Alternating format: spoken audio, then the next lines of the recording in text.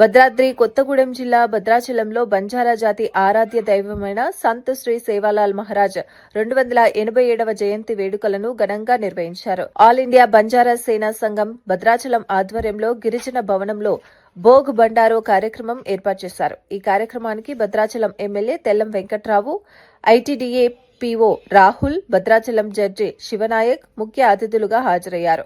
బంజారా సాంప్రదాయాల ప్రకారం అతిథులకు కమిటీ సభ్యులు ఘనంగా స్వాగతం పలికారు.